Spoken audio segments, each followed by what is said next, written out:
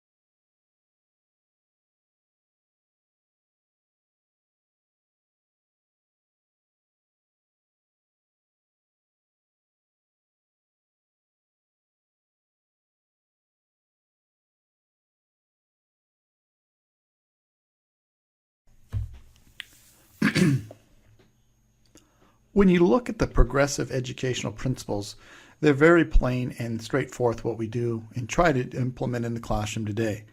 The children should have the freedom to develop naturally.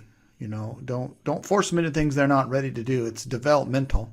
Natural interest is the best motivation for work. Find things that they can get busy in and develop those brains and develop those interests. The teacher is a guide, not a taskmaster. Okay, measure students' development scientifically, not just by grades.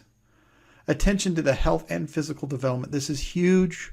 I have boys and girls, but my boys need to physically be exhausted or actually exercise, and they study so much better, and they can get to a whole bunch of different levels of development. So I really like the physical development and health development. Schools and home must work together, which we all want to do. And when you go interview, hopefully in your philosophies of education, you included it. Progressive schools are leaders in trying new educational ideas. And hopefully they're based on scientific fact or data, not just pulling, hey, let's try this today.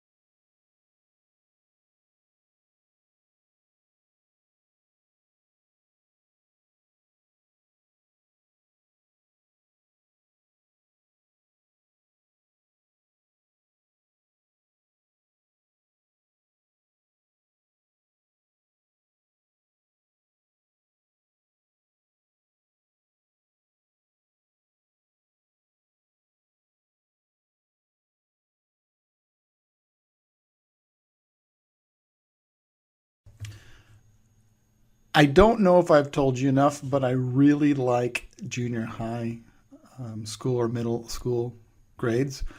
I taught there for a while, and I think if I wasn't teaching the college, that's where I'd really like to be. Junior high is 7 through 9, and middle school, you can call it 6, 7, 8. I know in Clovis Unified School District and usually Fresno, it's usually 7 and 8. We call it junior high. There are some schools that go K-8, and they do not have a middle school. And I know out in Sanger at WAMS, they have a 6, 7, 8, which would be a true middle school. The biggest criticism is that the academics are too weak. Sometimes you'll notice that if it's a 7th, 8th, a lot of times the teachers end up repeating a lot of stuff learned in 6th grade. I don't know. I think with Common Core coming, there's a lot more responsibility being shifted down to the junior high 7th, 8th grade. I know the science curriculum is getting harder. Socially, it's unhelpful. You pull those social students out of 8th grade and put them back with K through 8. It's the same problems exist. You ask my older kids who've already gone through junior high, you couldn't pay them to go back through. It's just a very awkward time. There are a lot of calls, people saying we want to return back to K-8 in high school. I don't know if that's going to solve our social issues because, we're such a social society with social media and cell phones and all that stuff.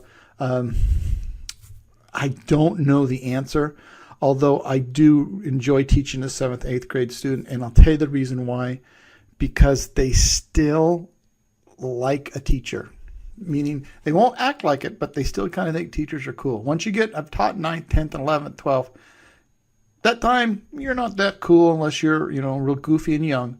But you can do a lot of changes and a lot of help with kids in the junior high level. There are 2 links here, how junior high came to be and middle school awkward transition time. They're links on this slide, so you go ahead and click on them and you can view them.